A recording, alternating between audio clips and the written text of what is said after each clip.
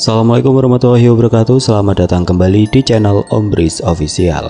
Untuk kisah kali ini ada sebuah cerita yang berjudul Santet Rumah Makan.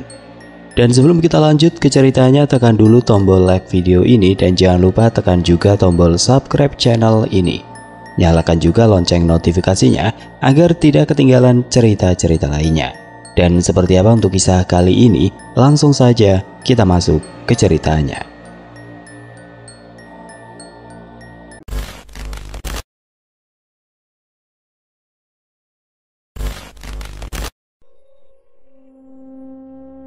Saya Dita, 23 tahun, anak tunggal yang sehari-hari membantu kedua orang tua mengelola rumah makan sederhana di pinggir kota kecil di Jawa Tengah. Tepatnya di kawasan dekat jalan raya yang menghubungkan kota kami dengan kabupaten tetangga. Rumah makan ini sudah berdiri sejak saya masih balita, didirikan oleh ayah dan ibu dengan susah payah. Namanya memang sederhana, tapi cita rasa masakannya membuat orang datang lagi dan lagi.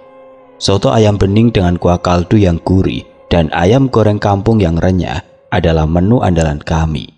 Resepnya, kata ayah, turun-temurun dari nenek moyang di kampung. Bumbunya diracik sendiri dan ayah selalu bilang, rasa itu bukan cuma dari tangan, tapi juga dari hati. Lokasi rumah makan kami sangat strategis, berada di tikungan jalan raya yang ramai dilewati truk, bis antar kota, dan mobil pribadi. Di depan rumah makan ada pohon mangga besar yang memberikan teduh, membuat suasana nyaman untuk para pelanggan yang makan di tempat. Dari pagi hingga malam, rumah makan selalu dipenuhi orang. Pagi hari para sopir truk mampir untuk sarapan sebelum melanjutkan perjalanan. Siang hingga sore karyawan kantor dan keluarga kecil datang untuk makan siang atau sekedar ngopi. Malam hari, anak-anak muda sering nongkrong, memesan teh manis panas sambil mengobrol, suasana riuh dengan tawa, denting piring, dan aroma masakan yang menggoda. Saya biasanya membantu ibu di bagian kasir, mencatat pesanan, menghitung uang, dan sesekali mengobrol dengan pelanggan langganan. Kadang kalau sedang ramai, saya ikut melayani membawa piring berisi nasi hangat atau mangkuk soto ke meja.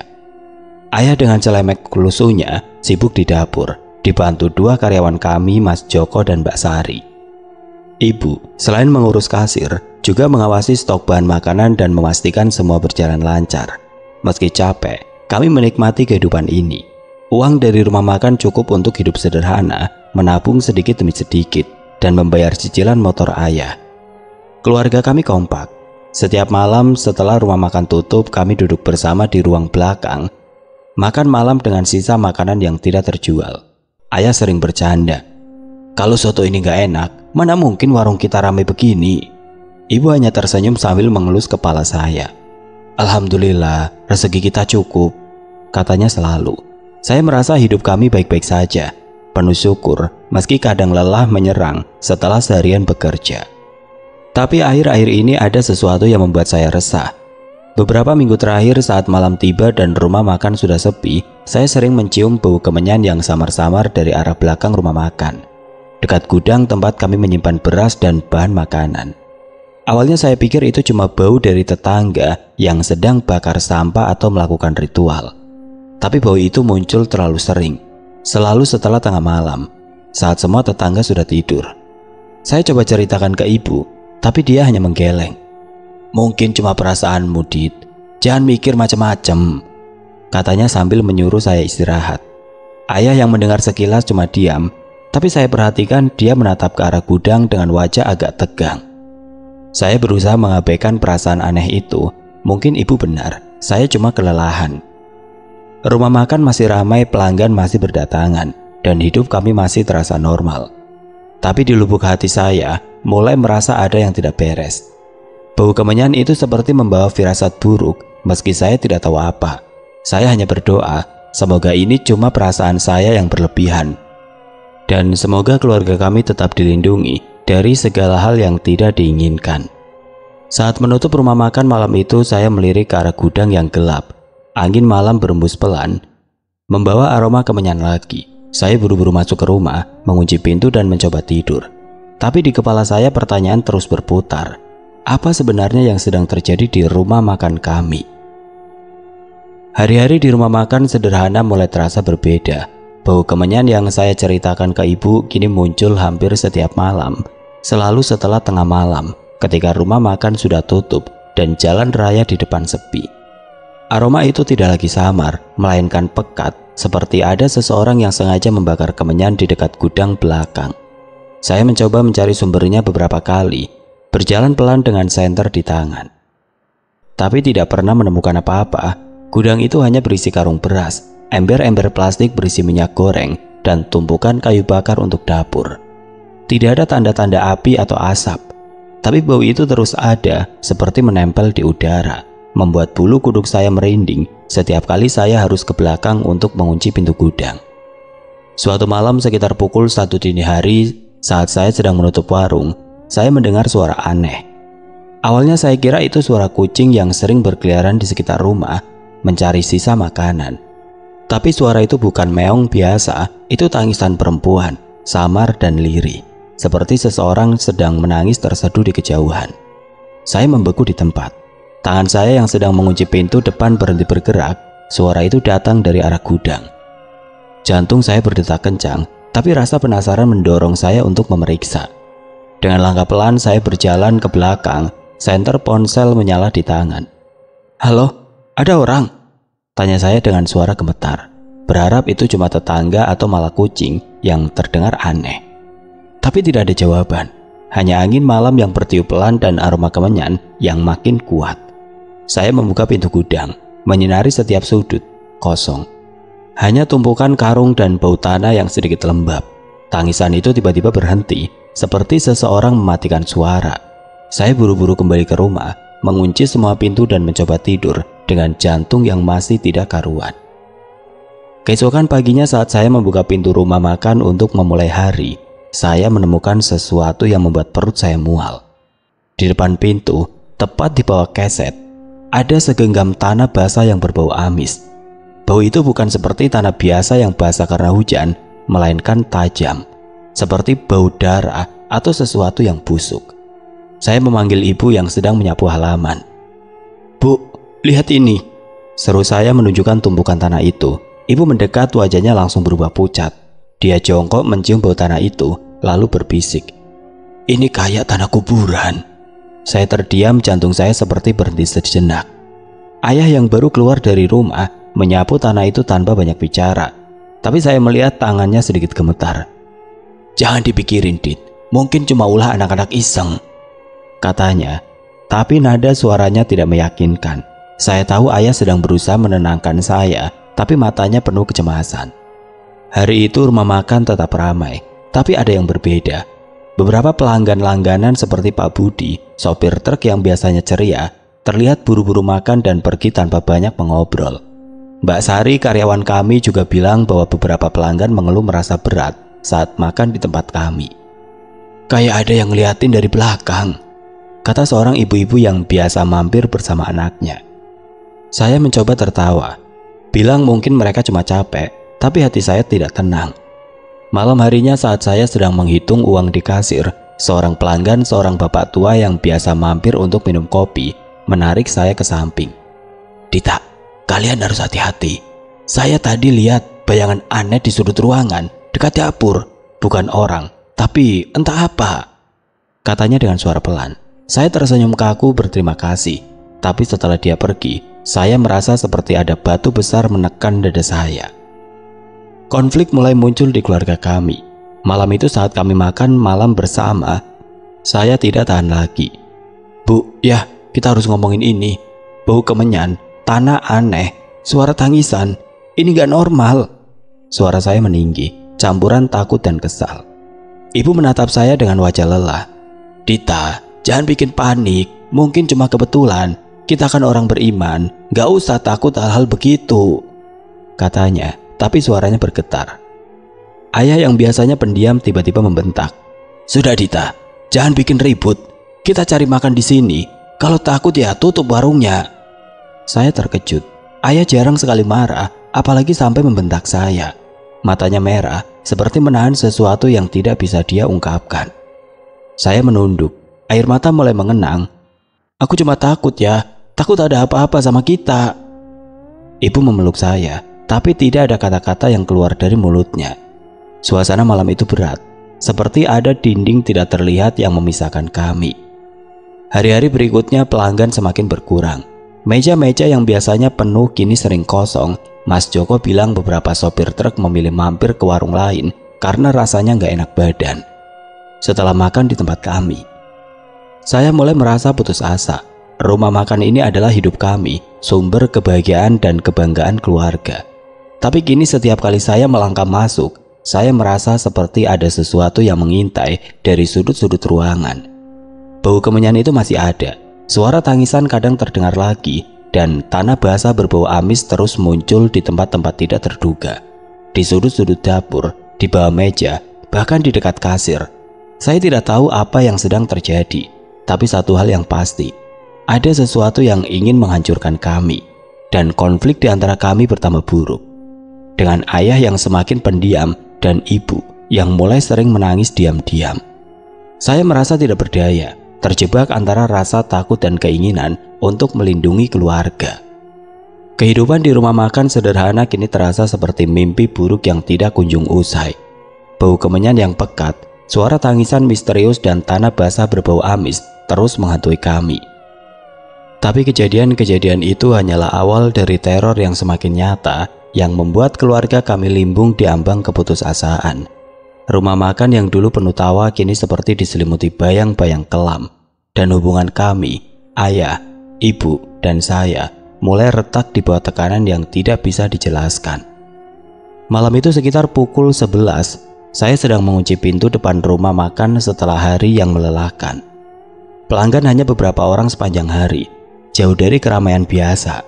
Saya melirik ke halaman yang disinari lampu neon pucat di teras. Tiba-tiba jantung saya seperti terhenti. Di pojok halaman dekat pohon mangga besar berdiri sesosok pocong. Kain kafan putihnya terlihat jelas di bawah sinar lampu. Tubuhnya kaku dan wajahnya tersembunyi dalam kegelapan. Saya menjerit sekuat tenaga. Tubuh saya gemetar hebat hingga kunci di tangan saya jatuh ke lantai. "Ayah, ibu!" teriak saya. Suara saya pecah oleh ketakutan. Ayah dan ibu berlari keluar dari rumah, wajah mereka penuh panik. "Apa, Dit?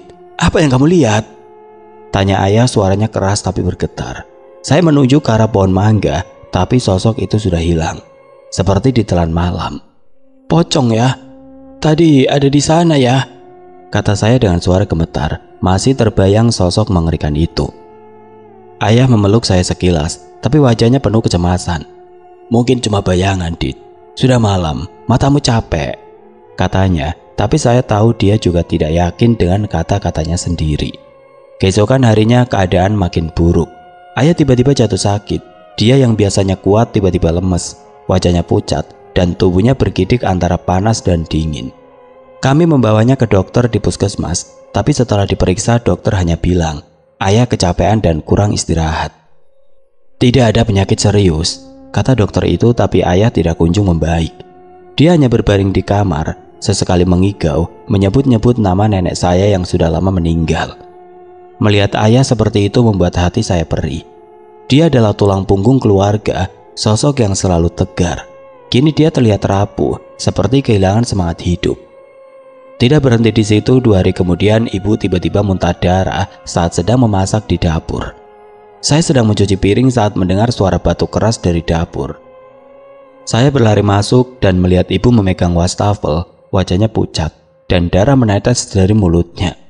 "Bu!" saya menjerit, memapahnya ke kursi. Matanya penuh ketakutan, tapi dia berusaha tersenyum. "Cuma masuk angin, Dit," katanya lemah. Tapi saya tahu itu bukan masuk angin biasa. Kami buru-buru membawanya ke rumah sakit. Dokter bilang ibu mengalami gangguan lambung. Tapi tidak ada penjelasan pasti kenapa tiba-tiba separah itu. Saya menangis di lorong rumah sakit, merasa tidak berdaya. Ayah sakit, ibu sakit, dan rumah makan sepi. Semua terasa seperti runtuh. Malam berikutnya teror itu mencapai puncaknya. Saya terbangun tengah malam karena suara ketukan di jendela kamar. Awalnya saya pikir itu suara ranting pohon yang ditiup angin. Tapi ketukan itu teratur, seperti jari seseorang yang mengetuk pelan. Dengan jantung yang berdegup kencang, saya menyingkap gorden perlahan. Di balik kaca, ada sosok nenek-nenek dengan wajah pucat seperti mayat. Matanya hitam pekat, dan senyum mengerikan di bibirnya. Dia menatap lurus ke mata saya dan saya menjerit, jatuh ke lantai sambil menutup telinga. Ibu berlari masuk memeluk saya dan mulai membaca doa dengan suara gemetar. "Bismillah, lindungi kami ya Allah," katanya berulang-ulang. Sosok itu hilang saat ayah menyalakan lampu. Tapi saya tidak bisa tidur lagi malam itu. Trauma itu terasa seperti belati yang menusuk hati saya setiap kali saya menutup mata. Pagi harinya saat membuka pintu rumah makan, saya menemukan lebih banyak tanah basah berbau amis di sekitar halaman. Kali ini tanah itu membentuk pola aneh, seperti lingkaran dengan tanda-tanda kecil di dalamnya. Saya memanggil ayah yang walaupun masih lemah, memaksa diri untuk bangun. Dia memandang tanah itu lama, lalu berkata pelan, "Ini bukan iseng-iseng biasa, Dit." Ibu yang baru pulang dari rumah sakit mulai menangis. "Ada yang gak suka sama kita. Ini santet," katanya dengan suara penuh keputusasaan. Kata santet itu seperti pukulan di dada saya. Saya pernah mendengar cerita tentang ilmu hitam dari tetangga, tapi tidak pernah menyangka keluarga kami akan jadi sasaran.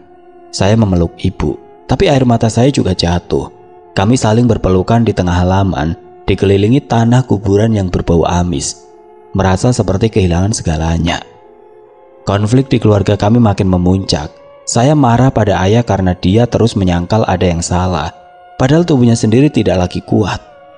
"Ya, kita nggak bisa pura-pura ini cuma kebetulan, kita harus cari bantuan," bentak saya suatu malam. Suara saya penuh frustasi dan ketakutan. Ayah memandang saya dengan mata merah, lalu membentak balik. "Kamu pikir ayah nggak takut, Dita? Ayah cuma nggak mau kalian panik. Ini rumah makan hidup kita." Ibu menangis di sudut, tidak sanggup ikut campur. Saya lari ke kamar menangis di bantal, merasa bersalah telah membentak ayah, tapi juga marah karena tidak ada yang bisa kami lakukan. Rumah makan yang dulu jadi kebanggaan kini terasa seperti penjara, dan keluarga kami seperti dipisahkan oleh rasa takut dan ketidakpastian. Saya mulai merasa putus asa. Setiap malam saya terbangun karena mimpi buruk tentang pocong dan nenek-nenek itu. Bau kemenyan tidak pernah hilang, dan tanah kuburan terus muncul di tempat-tempat aneh. Di dekat kasir, di bawah pohon mangga, bahkan di dalam gudang. Pelanggan hampir tidak ada lagi, dan bisik-bisik tetangga tentang aura aneh di rumah makan kami makin membuat saya terpuruk. Saya tahu kami tidak bisa terus begini. Ada sesuatu yang jahat sedang menyerang kami. Dan jika kami tidak bertindak, keluarga kami mungkin tidak akan pernah pulih. Kehidupan kami di rumah makan sederhana kini benar-benar berada di ujung tanduk. Teror yang kami alami, bau kemenyan, tanah kuburan berbau amis, sosok pocong dan nenek-nenek menyeramkan telah merenggut kedamaian keluarga kami. Ayah masih terbaring lemah, ibu belum pulih sepenuhnya dari muntah darah, dan saya sendiri hidup dalam ketakutan setiap hari. Rumah makan yang dulu ramai kini sepi. Hanya sesekali dikunjungi pelanggan yang buru-buru pergi setelah makan. Bisik-bisik tetangga tentang aura jahat di tempat kami makin membuat kami terisolasi. Kami tidak punya pilihan lain. Kami harus mencari bantuan sebelum semuanya hancur. Ibu tiba-tiba teringat seorang paranormal yang dikenalnya, Pak Haji Soleh, yang tinggal di desa sebelah, sekitar 1 jam perjalanan dari rumah. Nama Pak Haji Soleh cukup dikenal di wilayah kami. Orang-orang bilang dia punya ilmu untuk menangani gangguan gaib, dari santet hingga kerasukan. Meski awalnya saya ragu, bagian dari diri saya masih ingin percaya semua ini cuma kebetulan. Melihat kondisi ayah dan ibu yang semakin memburuk membuat saya setuju.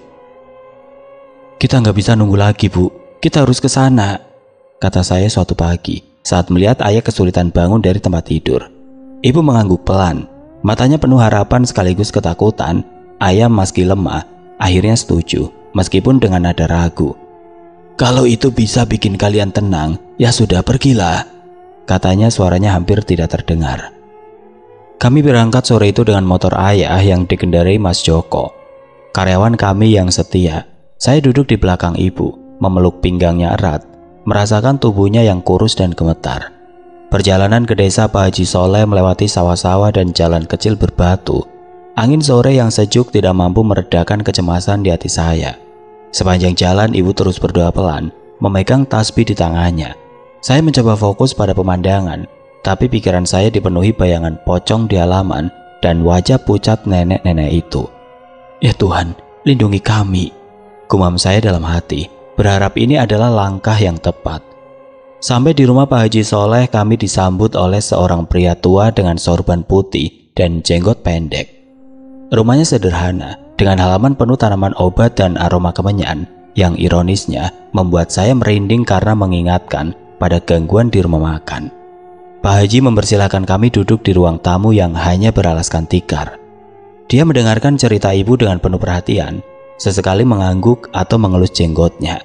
Saya menambahkan detail tentang tanah kuburan, suara tangisan, dan sosok-sosok yang saya lihat. Wajah Pak Haji berubah serius. "Ini bukan gangguan biasa," katanya dengan suara berat. "Rumah makan kalian dikunci oleh ilmu hitam. Kemungkinan besar ini ulah seseorang yang iri dengan kesuksesan kalian." Kata-kata itu seperti petir di siang bolong. Saya teringat bisik-bisik tetangga tentang rumah makan kami yang selalu ramai dan tatapan sinis dari beberapa orang di pasar saat ibu membeli bahan makanan dalam jumlah besar. "Tapi siapa, Pak?" tanya ibu, suaranya gemetar. Pak Haji menggeleng. "Pelakunya belum jelas, tapi ilmunya kuat.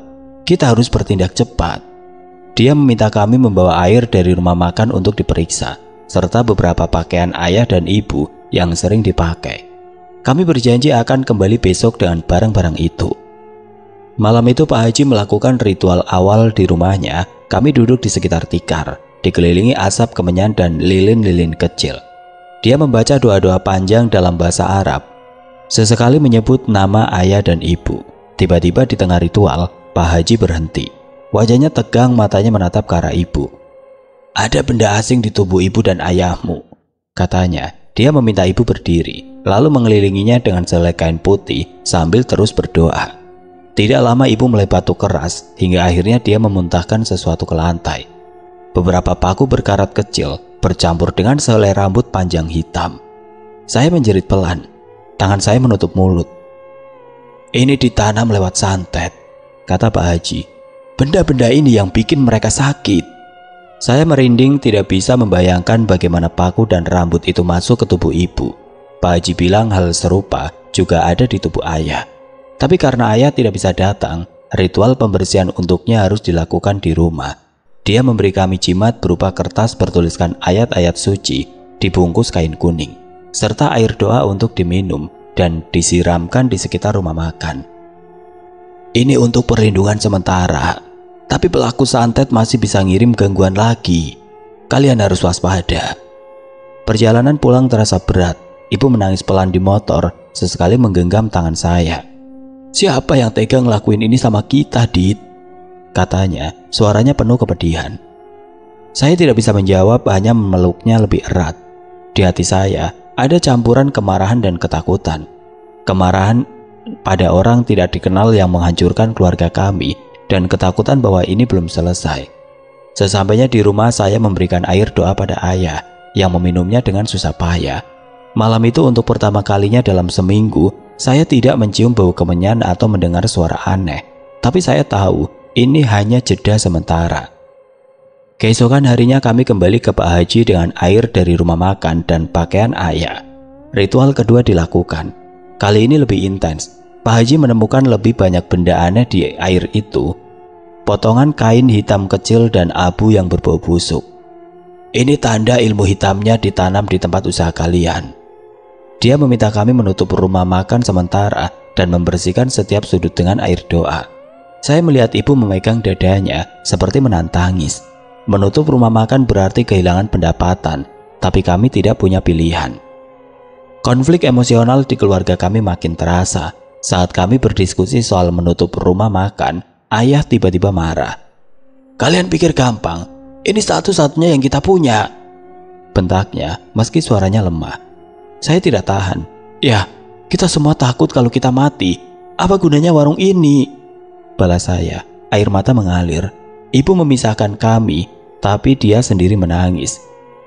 "Kita cuma ingin selamat, Mas," katanya pada ayah. Ayah diam, wajahnya penuh penyesalan. Malam itu kami berpelukan meminta maaf satu sama lain, tapi luka di hati kami masih terasa. Meski Pak Haji telah membantu, saya tahu perjuangan kami belum selesai. Rumah makan masih terasa berat, dan mimpi buruk tentang nenek-nenek itu terus menghantui saya. Saya berdoa setiap malam memohon perlindungan, tapi di lubuk hati saya takut bahwa santet ini akan kembali lebih kuat dan menghancurkan apa yang tersisa dari keluarga kami. Hari-hari setelah kunjungan ke Pak Haji Soleh terasa seperti berjalan di tepi jurang. Meskipun ritual pembersihan telah dilakukan, gangguan di rumah makan sederhana tidak sepenuhnya hilang. Bau kemenyan masih muncul sesekali, meski tidak sepekat sebelumnya. Dan tanah basah berbau amis kadang ditemukan di sudut-sudut halaman. Ayah dan ibu belum pulih sepenuhnya. Ayah masih lemas, sering terdiam menatap kosong. Sementara ibu kerap mengeluh pusing dan sesekali batuk kecil yang membuat saya khawatir. Rumah makan tetap sepi. Pelanggan yang dulu setia kini beralih ke warung lain, dan bisik-bisik tetangga tentang aura jahat makin membuat kami terpuruk. Saya sendiri hidup dalam ketakutan konstan, dihantui mimpi buruk tentang pocong dan nenek-nenek pucat yang menatap dengan senyum mengerikan. Kami tahu kami tidak bisa terus begini, dan keputusan berat harus diambil. Malam itu setelah rumah makan tutup, kami duduk bersama di ruang belakang. Lampu neon di atas kami berkedip-kedip, menambah suasana muram. Saya memulai pembicaraan dengan hati-hati. Tahu betapa sensitifnya topik ini. Bu, ya kita nggak bisa lanjut gini. Warung sepi, kalian sakit. Aku takut setiap malam, kata saya, suara saya bergetar. Ibu memandang saya, matanya merah karena menahan tangis. Ayah yang duduk di kursi kayu tua hanya menunduk. Tangannya meremas-remas kain sarungnya. Terus kamu mau apa, Dit? Ini satu-satunya yang kita punya, katanya pelan, tapi ada nada putus asa di suaranya. Saya menarik nafas dalam, berusaha menahan air mata. Kita jual warung ini ya, kita pindah, mulai dari awal di tempat lain. Kata-kata itu seperti bom yang meledak di ruangan kecil itu. Ibu menutup wajahnya dengan tangan, dan ayah memandang saya dengan mata penuh kemarahan bercampur kesedihan. Jual?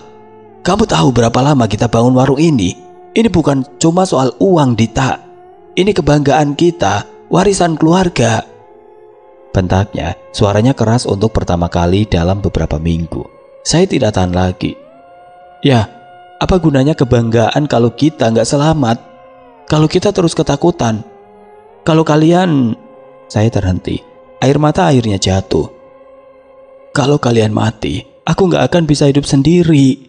Ibu menangis terseduh, memeluk saya erat. Ayah diam, wajahnya penuh penyesalan. Tapi dia tidak membantah lagi. Keputusan untuk menjual rumah makan dan rumah kami bukanlah hal mudah. Rumah makan itu adalah darah dan keringat ayah dan ibu selama puluhan tahun. Setiap sudutnya penuh kenangan. Tawa pelanggan, candaan ayah saat meracik bumbu, dan momen-momen kami makan bersama di malam hari. Tapi teror yang kami alami telah merenggut semua kebahagiaan itu. Kami menghubungi seorang maklar di kota yang membantu menawarkan properti kami. Prosesnya tidak mudah, banyak calon pembeli mundur setelah mendengar cerita tentang aura aneh di rumah makan. Tapi akhirnya setelah berminggu-minggu, seorang pengusaha dari kota tetangga setuju membeli dengan harga yang cukup untuk memulai hidup baru. Dengan uang hasil penjualan, kami pindah ke sebuah rumah kecil di pinggiran Semarang, jauh dari kenangan kelam di kota kecil kami. Rumah baru itu sederhana, hanya 2 kamar dengan halaman kecil, tapi terasa seperti awal yang baru. Kami memutuskan untuk membuka warung makan kecil-kecilan di depan rumah, menjual soto dan ayam goreng dengan resep yang sama. Awalnya saya takut pelanggan tidak akan datang, tapi perlahan warga sekitar mulai mampir. Mereka suka cita rasa masakan ayah, dan ibu kembali tersenyum saat melayani pelanggan. Ayah, meski masih lelet bergerak, mulai menunjukkan tanda-tanda pemulihan. Dia bahkan bercanda lagi, meski candaannya tidak seceria dulu. Namun trauma itu masih membayangi kami. Saya sering terbangun tengah malam, tersentak dari mimpi buruk tentang sosok nenek-nenek atau bau kemenyan yang tiba-tiba tercium. Setiap kali mendengar suara aneh, angin yang bertiup kencang atau ranting yang patah, saya langsung panik. Takut gangguan itu kembali. Ibu juga sering terlihat cemas, terutama saat malam tiba. Dia selalu memastikan jimat dari Pak Haji Soleh ada di saku bajunya, dan dia rajin membaca doa sebelum tidur. Ayah, meski berusaha terlihat kuat, kadang menatap keluar jendela dengan pandangan kosong, seperti masih dihantui kenangan. Konflik emosional di antara kami perlahan mereda, tapi luka itu masih ada. Suatu malam saat kami duduk bersama di teras rumah baru, ibu tiba-tiba berkata, "Maafkan ibu, Dit. Kalau ibu lebih cepat sadar, mungkin kita nggak sampai begini." Saya memeluknya. Air mata saya jatuh lagi. "Bukan salah ibu, Bu. Kita nggak tahu ada orang sejahat itu." Ayah memegang tangan kami berdua, suaranya pelan. "Yang penting kita masih bisa bersama. Itu cukup," katanya sederhana, tapi terasa seperti pelukan hangat di tengah dinginnya malam. Meski kehidupan baru kami mulai berjalan, saya tidak bisa sepenuhnya melupakan apa yang kami alami. Setiap kali saya melayani pelanggan di warung baru, saya memperhatikan wajah mereka, bertanya-tanya apakah ada yang menyimpan dendam seperti pelaku santet itu. Saya juga jadi lebih waspada dengan tetangga baru. Meski mereka terlihat ramah, trauma itu seperti bayangan yang selalu mengikuti. Tapi saya berusaha kuat demi ayah dan ibu. Saya belajar bahwa kesuksesan, sekecil apapun, bisa mengundang iri hati, dan kami harus menjaga diri lebih baik. Warung baru kami perlahan ramai. Pelanggan mulai berdatangan dari tetangga hingga pekerja kantoran yang lewat. Ayah dan ibu mulai tersenyum lebih sering, meski saya tahu mereka juga masih dihantui ketakutan. Saya sendiri berusaha menatap ke depan, tapi setiap malam sebelum tidur saya selalu berdoa agar kami dilindungi dari kejahatan yang tidak terlihat. Keputusan untuk meninggalkan rumah makan sederhana adalah luka yang mungkin tidak akan pernah sembuh sepenuhnya. Tapi di rumah kecil ini, di pinggiran Semarang, kami mulai membangun harapan baru, meski dengan hati yang masih rapuh. 2 tahun telah berlalu sejak kami meninggalkan rumah makan sederhana dan memulai hidup baru di pinggiran Semarang. Warung kecil kami di depan rumah sederhana ini perlahan menemukan tempatnya di hati warga sekitar. Soto ayam dan ayam goreng buatan ayah yang tetap setia pada resep turun-temurun kembali menjadi daya tarik. Pelanggan datang silih berganti, tetangga, pekerja kantoran, bahkan beberapa mahasiswa dari kampus terdekat yang suka nongkrong sambil memesan teh manis. Suasana warung tidak seramai dulu, tapi cukup untuk membuat kami hidup sederhana dan yang terpenting merasa aman. Ayah dan ibu perlahan pulih, baik fisik maupun mental. Meski bekas luka dari teror yang kami alami masih terasa di hati kami. Saya sendiri masih berjuang melawan trauma, tapi setiap hari adalah langkah kecil menuju kehidupan yang lebih tenang. Warung baru kami berada di gang kecil yang ramai, dekat pasar tradisional. Meja-meja kayu sederhana di teras rumah selalu penuh saat jam makan siang. Ada aroma kaldu soto yang menguar dari dapur, sering membuat orang yang lewat menoleh. Ayah kembali sibuk di dapur, dibantu Mas Joko yang memilih ikut kami pindah ke Semarang. Ibu mengurus kasir dan sesekali mengobrol dengan pelanggan. Senyumnya kini lebih tulus, meski kadang masih ada bayang kecemasan di matanya. Saya membantu di bagian pelayanan, mencatat pesanan dan membawa piring ke meja, sambil sesekali mengobrol dengan pelanggan langganan. Hidup terasa mulai normal, tapi saya tahu kami tidak akan pernah sepenuhnya melupakan apa yang terjadi di rumah makan lama. Trauma itu masih menghantui kami dalam cara yang berbeda. Saya sering terbangun tengah malam tersentak dari mimpi buruk tentang sosok nenek-nenek pucat atau pocong yang berdiri di sudut halaman. Bau kemenyan, meski tidak lagi tercium di rumah baru, kadang terasa seperti membayang di ingatan saya. Setiap kali ada suara aneh, angin yang bertiup kencang atau pintu yang berderit, saya langsung panik. Takut gangguan itu kembali. Ibu juga berubah, dan kini selalu membawa jimat dari Pak Haji Soleh di saku bajunya dan rajin membaca doa sebelum membuka warung setiap pagi. Ayah yang dulu pendiam tapi tegar, kini sering terlihat termenung, menatap keluar jendela seperti mencari sesuatu yang tidak bisa dia jelaskan. Meski dia tidak pernah mengakui, saya tahu dia juga masih dihantui ketakutan. Kami tidak pernah tahu pasti siapa pelaku santet itu. Ibu pernah menduga seorang tetangga lama Bu RT yang rumah makannya sepi sejak sederhana ramai. Bu RT dulu sering memandang sini saat ibu membeli bahan makanan di pasar, dan beberapa kali terdengar mengeluh bahwa orang baru seperti kami tidak seharusnya lebih sukses. Tapi dugaan itu hanya spekulasi, dan kami memilih tidak mengejarnya. Biar Tuhan yang balas, kata ibu suatu malam. Suaranya penuh kepasrahan. Saya setuju, tapi di hati saya ada kemarahan yang masih membara. Orang yang tega mengirim santet itu telah merenggut kebahagiaan kami, memaksa kami meninggalkan rumah dan usaha yang kami bangun dengan susah payah. Tapi saya belajar bahwa menahan dendam hanya akan membuat luka itu semakin dalam. Pengalaman itu mengajarkan saya banyak hal. Pertama, saya jadi lebih hati-hati dengan kesuksesan. Iri hati bisa datang dari mana saja, bahkan dari orang yang tidak pernah kami sangka. Kedua, saya belajar pentingnya menjaga hubungan baik dengan tetangga. Di Semarang kami berusaha akrab dengan warga sekitar, ikut arisan, dan membantu saat ada hajatan. Saya juga jadi lebih rajin berdoa, sesuatu yang dulu saya anggap remeh. Setiap malam saya membaca ayat-ayat pendek yang diajarkan ibu, memohon perlindungan untuk keluarga kami.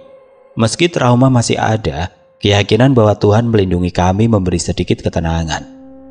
Suatu sore saat warung sedang sepi, seorang pelanggan tua yang biasa dipanggil Mbah Joyo mampir untuk minum kopi. Dia adalah tetangga yang sering bercerita tentang pengalamannya sebagai pedagang. Saat kami mengobrol, dia tiba-tiba berkata, "Kalian keluarga baik, Dita. Tapi hati-hati, rezeki yang melimpah kadang bikin orang lain gelap mata." Kata-katanya membuat saya teringat kejadian di rumah makan lama. Saya hanya tersenyum kecil, tapi di hati saya berjanji akan lebih waspada. Malam itu saya bercerita pada ibu tentang ucapan Mbah Joyo. Ibu mengangguk lalu memeluk saya. "Kita sudah melalui yang terburuk, Dit. Sekarang kita jalani yang ada dengan syukur," katanya. Air mata saya hampir jatuh tapi saya menahannya. Tidak ingin ibu melihat saya lemah. Konflik emosional di keluarga kami perlahan mereda. Ayah mulai bercanda lagi, meski candaannya tidak seceria dulu. Ibu kini lebih sering tersenyum, terutama saat melihat pelanggan menikmati masakannya. Saya sendiri berusaha menatap ke depan, meski kadang trauma itu kembali dalam bentuk mimpi buruk atau ketakutan mendadak. Saya belajar menerima bahwa luka ini mungkin tidak akan pernah hilang sepenuhnya, tapi saya bisa memilih untuk tetap kuat demi ayah dan ibu. Warung kecil kami di Semarang adalah bukti bahwa kami bisa bangkit, meski dengan langkah kecil dan hati yang masih rapuh. Kini saat saya menulis cerita ini, saya sedang duduk di teras rumah, mendengar suara ayah yang bercanda dengan Mas Joko di dapur.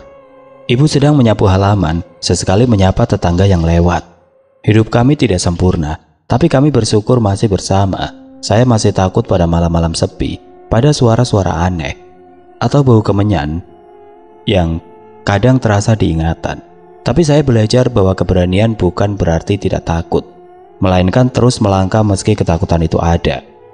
Keluarga kami adalah harta terbesar saya, dan demi mereka, saya akan terus berjuang, menjalani hidup dengan penuh syukur dan berdoa agar kami selalu dilindungi dari kejahatan yang tidak terlihat.